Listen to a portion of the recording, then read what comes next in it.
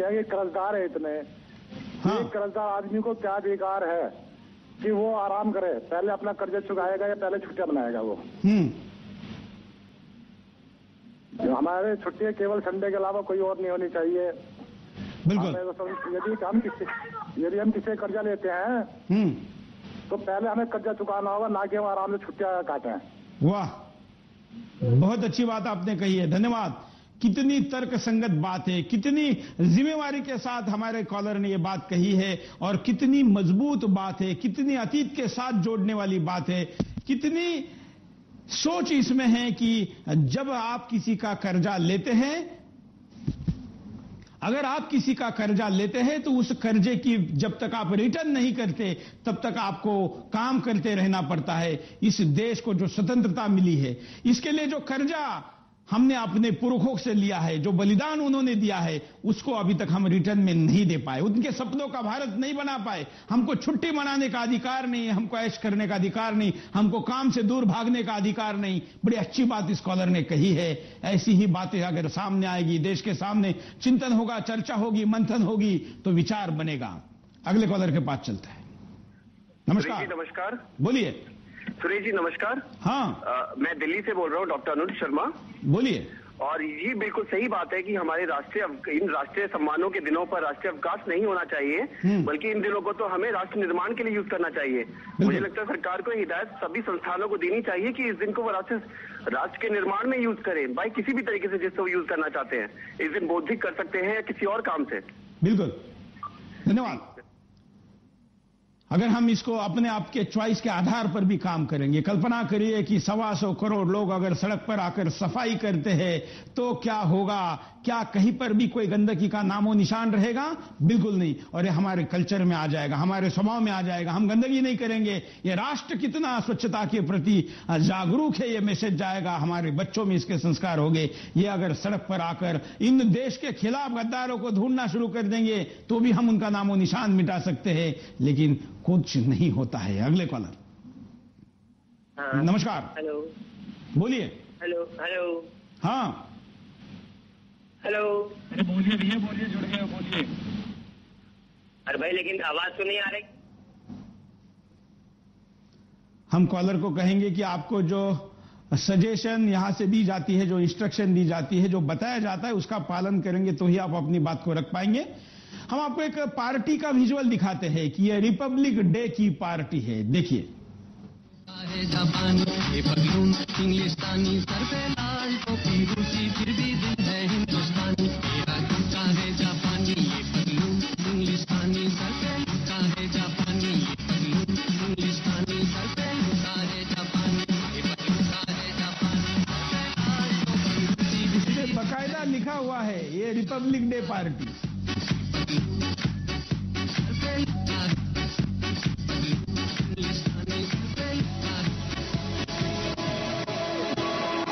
ये Republic day का celebration है। या जाम से जाम टकरा रहे हैं, बदन से बदन टकरा रहे हैं और संस्कृति चकनाचूर हो रही है। क्या वो बलिदान इसलिए थे कि हम ऐसे नाचे, हम ऐसे थिरके? ऐसी पेज 3 पार्टी है। देखिए, अन्ना टोपी या गांधी टोपी, जो भी कहना है कहिए, ये पहन के रिपब्लिक पार्टी में नाच रहे हैं। पता नहीं गांधी के टोपी ने किन किन लोगों का मिसयूज किया, किन किन लोगों ने मिसयूज किया है।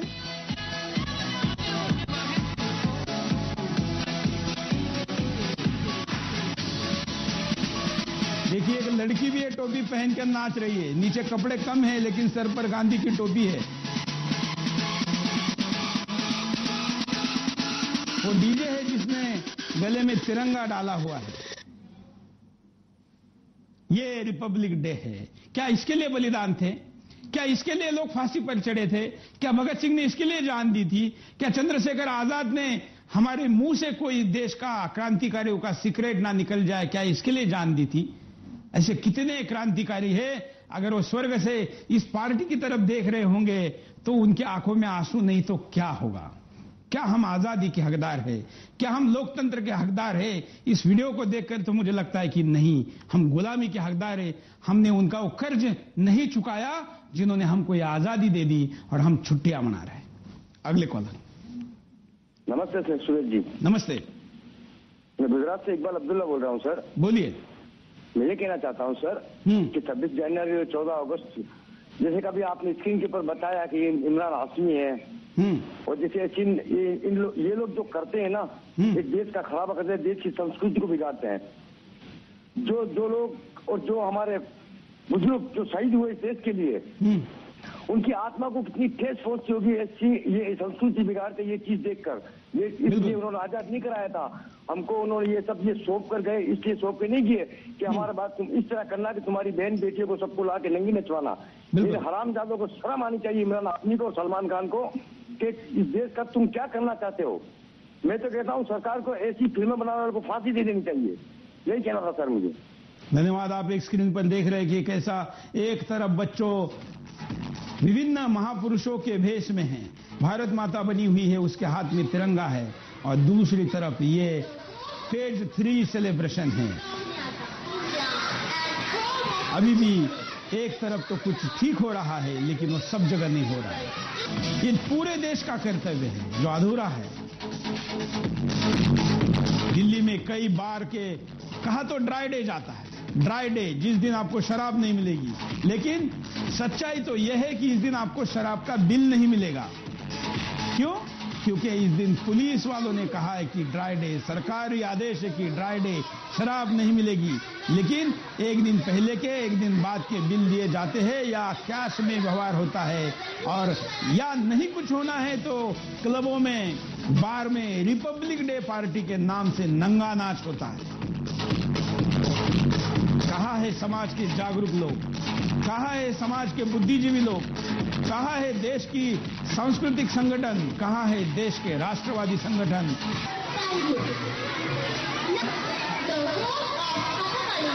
अगले कॉलर के पास चलते। नमस्कार। Hello sir. बोलिए। Hello sir. क्या कहेंगे? ये स्वतंत्र जो हमारा ये स्वतंत्र दिवस मना रहे हैं सर, इस दिन हम कुछ हर साल कुछ नया कुछ कार्य करेंगे। जो ये जलसा करते हैं, जो स्वतंत्र की रैली निकालते हैं, इसके बदले कोई एक नया कार्यक्रम शुरू करें हर साल। बिल्कुल। Hello sir. धन्यवाद। लेकिन नए कार्यक्रम शुरू करने के नाम पर सरकार के द्वारा घोषणाओं की लड़ी लगाई जाती है, लेकिन घोषणाओं का जमीन पर कुछ नहीं उतरता है। 15 अगस्त के दिन, 26 जनवरी के दिन सरकार बड़े बड़े पेज पर विज्ञापन निकालकर बधाई देती है, लेकिन देश को, समाज को दिशा नहीं देती। अगले कॉलर।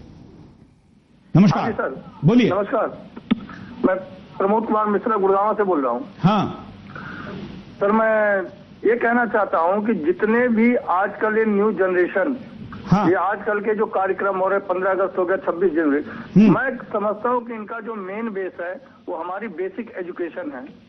हम बच्चों को देख रहे हैं कि उनको क्या पढ़ाया जा रहा है, उनको किसी भी क्रांतिकारियों के बारे में, हमारे देश के बारे में, ये सारे के सारे उनके सिलेबस से ये सारी चीजें हटा दी गई हैं। हम लोग जब छोटे छोटे थे तो हमारे को 1 बजे 2 बजे तक स्कूलों में बुला के एक्टिविटी कराया जाता, गेम्स कराया जाता, देश के बारे में बताया जाता था, स्पीच होता था, और नेताओं को बुलाया जाता था, कभी सम्मेलन होते थे। लेकिन आज स्कूलों में एक दिन पहले 26 जनवरी के बजाय जो है 24 जनवरी मनाई जा रही है, और उसके बाद 15 अगस्त के बजाय 14 अगस्त को कार्यक्रम कर रहे हैं, और सिर्फ एक फॉर्मेलिटी होती है, ना मिठाइयाँ बांटी जाती है, ना बच्चों को कोई एक्टिवेट क्या बोलते हैं गेम कराए जाते हैं। तो मैं समझता हूँ कि हमारा जो एजुकेशन है वो एजुकेशन बहुत ही घटिया सिस्टम है। इस एजुकेशन को बदलना होगा। धन्यवाद। हम चलते हैं स्काइप पर। कॉलर अब हमसे जुड़ने शुरू हो गए हैं, उनकी भी प्रतिक्रिया लेते हैं। नमस्कार, बोलिए। से बोल रहा हूँ। राष्ट्रवाद और छुट्टी 2 अलग अलग चीजें हैं। राष्ट्रीय पर्व को अब घोषित करना उचित नहीं है। राष्ट्रवाद का सही मायने है कि आज हम अधिक काम करें, काम करते हैं, कम से कम 2 घंटे काम ज्यादा करें। हमारे देश में सभी कार्य परंपराओं के अनुसार करने की सोच है। हम हर काम को बार बार दोहराते हैं, रिपीट करते हैं और उसी लीक पर चलते रहते हैं। समय के अनुसार बदलने की आवश्यकता है। सन 1947 में और आज में बहुत अंतर है। 90 के दशक तक व्यक्ति की लाइफ स्टाइल बिल्कुल अलग थी। उसके बाद वह तेजी से बदलाव आया है। पहले व्यक्ति के पास मनोरंजन के सीमित साधन थे, अब वह बहुत बढ़ गए हैं। अब जो है समय ये छुट्टी का नहीं है, छुट्टी तो समय नष्ट करना है। आज समय बहुत उपयोगी है, उस समय का पूरा उपयोग करना चाहिए। बिल्कुल, धन्यवाद। आपने सही कहा, बात सही रखी, लेकिन इस बात का कुछ लोग गलत मतलब निकलते हैं। समय बदल चुका है, अब वो जमाना नहीं रहा है। जमाना कोई भी हो, कर्जदार को उस कर्ज को कभी नहीं भूलना चाहिए, और कर्ज खास करके तब जब वो आजादी के लिए मिला हो तो उसका रिटर्न देना है। अगले कॉलर। नमस्कार। हेलो, नमस्कार सर। बोलिए। हाँ, मैं महाराष्ट्र से बोल रहा हूँ सर। हाँ, मैं मराठी में बात कर सकता हूँ सर? हिंदी बोलिए। हाँ, अगर आपको ये क्रांतिकारियों का सपना जो साकार करना है ना सर, तो ये कि पर्याय है सर इसमें। क्या? एक तो ये निवडणूक आयोग में बदल करना चाहिए। हेलो। और रामदेव बाबा जैसे योगी है ना, उनके साथ आप 540 त्यागी जोड़ना पड़ेगा, और उसको 2014 के इलेक्शन में खड़ा करना होगा, और उसका प्रचार करना पड़ेगा, तभी तो ये बदल हो सकता है सर। नहीं तो ये ऐसा ही चलता रहेगा, ये संस्कृति का विनाश कर देगी ये साली। धन्यवाद। हम यहाँ पर रुकते हैं एक छोटे से ब्रेक के लिए। ब्रेक के बाद दोबारा आएंगे। दिशा बड़ी ही सही चल रही है और लोग बड़े अच्छे तर्कों के साथ बात को आगे बढ़ा रहे हैं। हम जल्दी आते हैं। बिंदास बोलचाल के बाद आपका एक बार फिर से स्वागत है। आप देख रहे हैं बिंदास बोल, और बिंदास में हम मुद्दा लेकर आए कि हमारे राष्ट्रीय त्योहार गणतंत्र दिवस और स्वतंत्रता दिवस पर छुट्टियां क्यों हम उस दिन ऐश करते हैं, क्यों उस दिन हम वो चीजें करते हैं जो नहीं करनी चाहिए, या बल्कि वो चीजें क्यों नहीं करते जो हमको करनी और करनी ही चाहिए। अगले कॉलर। नमस्कार। नमस्कार सर। बोलिए। हेलो, मैं कहना चाहता हूँ कि पहली बात तो आजादी मिली नहीं देश की जनता को, और ये सरकार जो है, हेलो, बिल्कुल बोलते रहिए। ये सरकार जो है इस सपने को जिंदा रखना चाहती है लोगों के दिमाग में कि जो है हमें आजादी मिली नहीं, राजनीति